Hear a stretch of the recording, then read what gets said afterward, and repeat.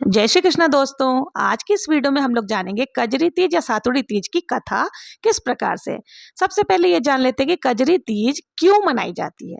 देखिए, कजरी तीज या सातुड़ी तीज का व्रत महिलाएं पति की लंबी आयु, अखंड सुहाग की प्राप्ति के लिए करती है, जबकि कुंवारी कन्याओं को इस व्रत को रखने से अच्छे वर का आशीर्वाद प्राप्त होता है। कजरी तीज हरियाली तीज या छोटी तीज के 15 दिनों के बाद मनाया जाता है। कजरी तीज के पर्व जो है वो भादो महीना के कृष्ण पक्ष की तृतीया तिथि को मनाई जाती है। इस व्रत को कजरी तीज, बूढ़ी तीज, भादवा तीज, बड़ी तीज, नीमड़ी तीज आदि नामों से भी जाना जाता है। सातुड़ी तीज के एक दिन पहले सिंजारा मनाया जाता है। तो सिंजारे वाले दिन हमें क्या करना है, सर धो करके नहाना चाहिए और हमें अपने हाथों और पैरों में मेहंदी जरूर से लगानी चाहिए।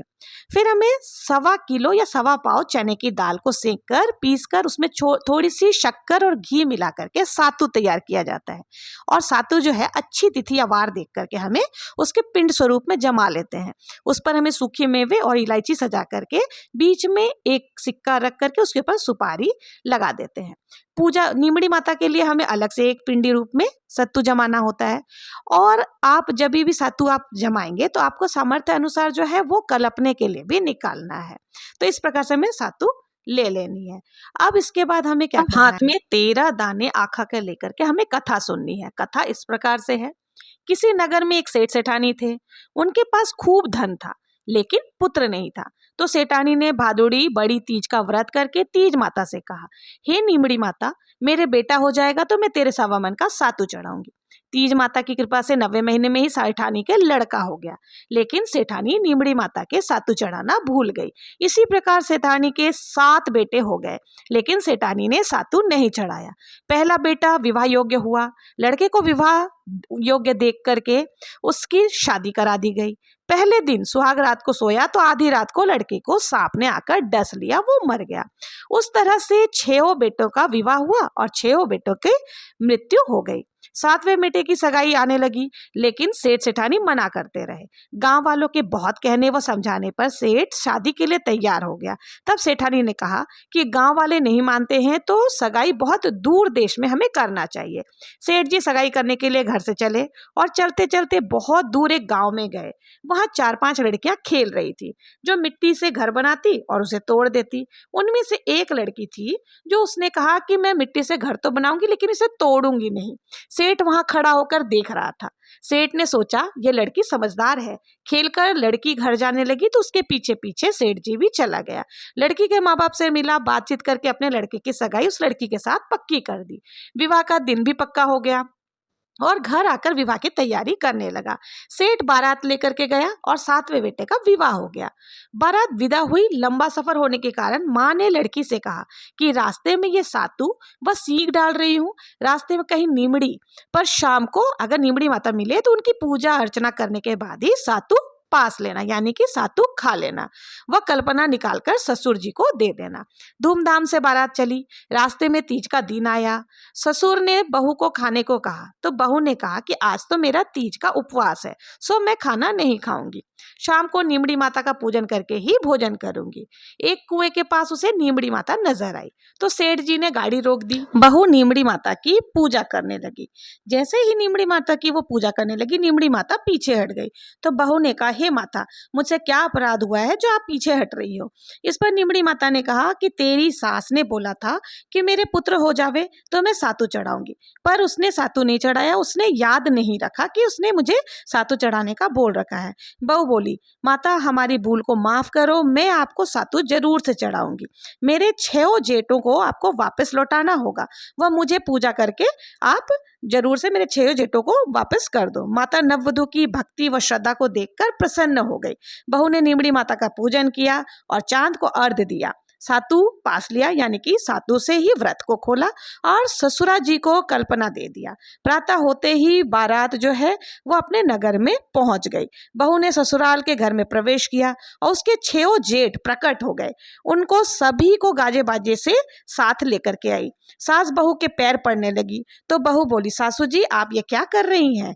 बोलावा जो भी आप देती करते हो, जो भी मन्नत मांगते हो उसको याद रखा करो और जरूर से उस मन्नत को पूरी होने के बाद बाद आपने जो भी बोला है उसे पूरा करो। सासू बोली, मुझे तो याद नहीं था, तू ही बता दे। बहू बोली, आपने नीमड़ी माता को सातु चढ़ाने का बोला था, सो आपने पूरा नहीं किया, इसलिए नीमड़ी माता नाराज हो गई थी। तब सासू को याद आई कि 12 महीने से कजरी तीज जब आई तो 1.25 मन का सातु तीज माता को चढ़ाया, गाजा बाजा से नीमड़ी माता की पूजा करी, जो भी बोलवा बोल रखी थी उसको पूरा किया। अब उनका घर जो है सुख समृद्धि से भर गया और उनके घर में बहुत ही आनंद हुआ। हे नीमड़ी माता, जिस प्रकार के से सेठ के घर आनंद हुआ, वैसे ही सबके घर में करना, सबको अखंड सुहाग देना, संतान की लंबी आयु देना। प्रेम से बोलो नीमड़ी माता की जय। तो इस प्रकार से नीमड़ी माता की कथा यहीं समाप्त होती है। अब दूसरी कथा इस प्रकार से है, जो सुनी। एक साहूकार था।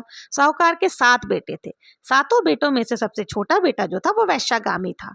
उसकी पत्नी बहुत ही पतिव्रता थी। साहूकार का एक वैश्य से संबंध था। पापों के फल से उसे कोढ़ हो गया था, तब भी उसने वैश्या के यहाँ जाना नहीं छोड़ा। और जब वो जाने आने में असमर्थ हो गया तो वो अपनी पत्नी को कहता। प्रतिव्रता के कारण पत्नी उसके बातों को मान लेती और उसे पहुंचा देती। क्योंकि प्रतिव्रता थी इसलिए वो जो चाहता था वो करती थी। एक बार बूढ़ी तीज का व्रत का दिन आया। वो दिन भर की भूखी थी। साहूकार ने उसे कहा, मुझे वैश्या के यहाँ ले चल। वो ले गई। उस दिन साहूकार से बीमारी के कारण चला नहीं जा रहा था, सो वो उसे कंधे पर बिठा करके ले गई। साहूकार जब वहां पहुंचा तो उसने कहा कि जब तक मैं लौट करके ना आऊं तब तक तुम यहीं खड़ी रहना। उस दिन वो वैश्या खिड़की के झरोखे से देख रही थी। उसने साहूकार से पूछा, क्या वो तुम्हारी नौकरानी है जो तुम्हें कंधे पर बिठा कर लाई है? तो उस साहूकार के बेटे ने कहा कि नहीं, वो तो मेरी पत्नी है। यह सुनकर वैश्या का मन बहुत ही दुख से भर गया। उसने साहूकार के बेटे को समझाया कि वो घर लौट जाए। आज तीज है, तुम्हारी पत्नी ने भी तीज का व्रत किया होगा, उसे पूजा करनी होगी। तीज माता ने वैश्या का दिल पिघला दिया था। उसने साहूकार को बहुत सारे गहने दिए और रुपया दे और कहा कि तुम अपने घर लौट जाओ। उधर जब साहूकार की पत्नी नीचे खड़ी थी तो बरसात बहुत तेज बहने लगी। छतों से पंडाले बहने लग गए। साहूकार की बहू मन ही मन बहुत दुखी थी क्योंकि उसे तीज माता की पूजा करनी थी और उस समय पानी में बहते हुए पूजन सामग्री के साथ में नीम की टहनी भी वहां आ गई और चांद भी उगाया था। वो उसे चांद को अर्घ देना था लेकिन उसका पति वहां पर नहीं था। तो तभी नदी में से अचानक से आवाज आई, आवतरी जावतरी दोना खोल के पी, पीव प्यारी होए। आवाज सुनकर उसने नदी की तरफ देखा तो एक दूध का दोना नदी में बहता हुआ आ रहा था। उसने दोना उठाया और फिर उसने अपने पति को याद किया। वैश्या के समझाने के कारण उसका पति वापस लौट आया था। जब वो अपनी पत्नी के पास आया तब तक चांद उग आया था। पत्नी को बहुत ही प्रसन्नता हुई और उसके पति ने अपनी पत्नी से माफी मांगा और वैश्या ने उसे बहुत सा धन और अच्छे वस्त्र दिए थे। वो अच्छे वस्त्रों को पहनकर चमक रहा था। फिर दोनों ने चांद को अर्घ दिया और जब अर्घ के जल के छींटे उसके पति पर पड़े तो उसका जो कोढ़ था वो भी ठीक हो गया था। अब वो दोनों प्रसन्नतापूर्वक घर लौट आए। जब वो घर लौटे तो दूसरे दिन सुबह जब जेठानियों के यहाँ काम करने नहीं गए तो बच्चे बुलाने आए कि काकी चलो सारा काम पड़ा है। उसने कहा कि अब मुझे तीज माता की कृपा से बहुत सारा धन मिल गया है, मुझे काम करने की जरूरत नहीं है। बच्चों ने जाकर के माँ को बताया कि काकी काम पर नहीं आएंगी। तो उसके जेठानियों को बहुत ही प्रसन्नता हुई और वो सारे जने बहुत ही ज्यादा खुश हुए। हे तीज माता, जैसे आप उस पर प्रसन्न हुई उसी प्रकार सभी पर प्रसन्न होना, सबके दुख दूर करना। एक और कथा कहती हूँ, सुनिए। किसी गांव में एक जाट था। उसने 2 विवाह किए थे। दोनों की एक एक लड़की हुई। कुछ समय बाद जाट की जो पहली पत्नी थी वो मर गई। सौतेली माँ अपनी बेटी को बहुत परेशान करती थी। अपनी बेटी से तो वो कोई काम नहीं करवाती थी, बहुत प्यार करती थी और जो उसकी सौतेली बेटी थी उससे सारा घर का कामकाज करवाती थी। धीरे धीरे दोनों लड़कियां बड़ी होने लग गई। एक दिन जाटनी ने जाट से कहा कि मेरी बेटी के लिए एक अच्छा खासा पैसे वाला घर देखना और उसका विवाह करवा दो। जाट ने दोनों बच्चों के लिए घर देखा और सौतेली बेटी और अपनी बेटी दोनों की ही शादी उसने करवा दी। सगाई होने के बाद जब दोनों बेटियां ससुराल गई तो जो सौतेली बेटी थी वो तो बहुत ही समझदार और मेहनती थी। ससुराल वाले उससे बहुत प्रसन्न थे। जाटनी की जो खास बेटी थी वो कोई कामकाज नहीं करती थी, हमेशा अकड़ में रहती थी, इसलिए उसके ससुराल वाले उससे बहुत ही दुखी रहते थे। कुछ दिन बाद जाट दोनों बच्चों को लेने के लिए उसके ससुराल गए।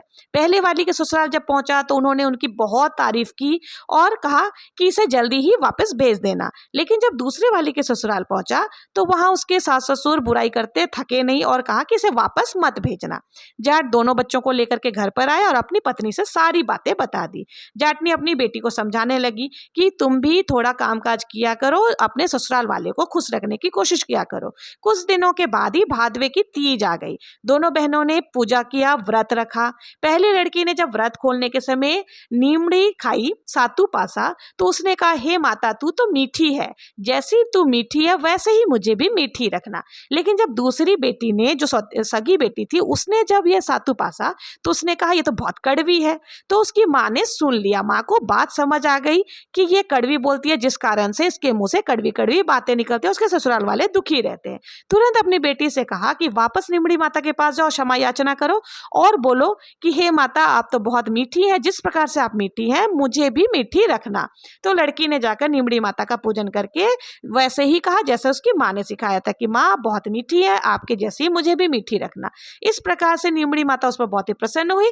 जब वो ससुराल गई तो ससुराल वाले भी उससे बहुत ही खुश रहने लगे। अतः निमड़ी माता को पूजकर सुबह निमड़ी के पत्ते व सातु खाए जाते हैं। हमेशा उसे कड़ी ना कह करके मीठी कहनी चाहिए। तो जिस प्रकार से उस कड़ी बोली वाली को मीठा बनाया, उसी प्रकार से जो भी आपकी कथा को सुने उनके सभी मनोकामनाओं को पूर्ण करना और सबकी बोली को मीठी करना। जय निमड़ी माता की जय। इसके बाद हमें गणेश जी की कथा भी जरूर से सुननी चाहिए। तो गणेश जी की कथा इस प्रकार से है। एक ब्राह्मण का लड़का विनायक जी की बहुत सेवा किया करता था। उसकी माँ उससे बहुत लड़ती और कहती ये सेवा पूजा छोड़ दे और काम धंधा कर ले, सेवा पूजा काम नहीं आएगी। रोज झगड़ा होता। एक दिन उस लड़के ने गणेश जी का नाम लिया और घर से निकल पड़ा और सोचा आज तो गणेश जी से मिलकर इसका उपाय पूछूंगा, तभी घर वापस जाऊंगा। लड़का भयानक जंगल में पहुंच गया। गणेश जी ने सोचा कि ये मेरा नाम लेकर के घर से निकला है, कहीं इसे बाघ वगैरह खा ना जाए, इसे तो बचाना ही पड़ेगा। वो बूढ़े ब्राह्मण का वेश धर करके उस लड़के के सामने आया और पूछा, ए लड़के तुम कहाँ जा रहे हो? तो उस लड़के ने जवाब दिया कि हे ब्राह्मण, मैं गणेश जी से मिलने के लिए जा रहा हूँ और उनसे मिलकर ही वापस जाऊंगा, नहीं तो मैं मर जाऊंगा, लेकिन अपने घर वापस नहीं जाऊंगा। गणेश जी ने सोचा कि ये तो प्रण कर चुका है और वो उसके प्रण से बहुत ज्यादा प्रभावित हुए, इसलिए उसे दर्शन दिया और बोले कि मैं ही गणेश जी हूँ, बताओ तुम्हें क्या चाहिए? उस लड़के ने कहा कि मुझे तो मांगना आता ही नहीं है, मैं क्या मांगू? तो गणेश जी बोले कि फिर यहाँ क्यों आए हो? तो लड़का कुछ सोच विचार करके बोला कि आप अगर देना ही चाहते हो तो घोड़ों और लगाम मांगू, पूंछो गजराज का, महल मांग के माल्या मांगू, ढोलियो हिंग राज को, पुरसन वाली ऐसी मांगू, जान फूल गुलाब को। विनायक जी बोले लड़के तू तो बहुत चतुर निकला, अनजान बनकर भी सब कुछ मांग लिया, पर कोई बात नहीं, तूने जो मांगा है मैं तुम्हें जरूर दूंगा, जो तूने बोला है वैसा ही होगा। लड़का सब कुछ लड़के को मिल गया। लड़का घर वापस आया तो देखा पीढ़े पर एक छोटी सी दुल्हन बैठी है। घर में बहुत सा धन दौलत, हाथी घोड़ा सब कुछ हो गए हैं। लड़का अपनी माँ से बोला, देखो माँ, इतना प्रताप है गणेश जी का, ये सब उन्हीं का दिया हुआ है। माँ बहुत प्रसन्न हो गई। हे विनायक जी महाराज, हे गणेश जी महाराज, जैसे उस लड़के को दिया वैसे सबके भंडार भरना, कहते सुनते हुकारा भरने वाले का भी भला करना। बोलो गणेश जी महाराज की जय। तो ये थी सतुड़ी तीज और कजरी तीज की कथा के साथ ही गणेश जी की कथा। तो इस प्रकार से आप ये तीनों कथाओं के बाद या चारों कथाओं के बाद गणेश जी की कथा अंत में जरूर से सुने। अगर आपको मेरा वीडियो जरा भी पसंद आया हो तो प्लीज मेरे चैनल को लाइक शेयर एंड सब्सक्राइब करना ना भूलें। हर हर महादेव, जय श्री गणेश।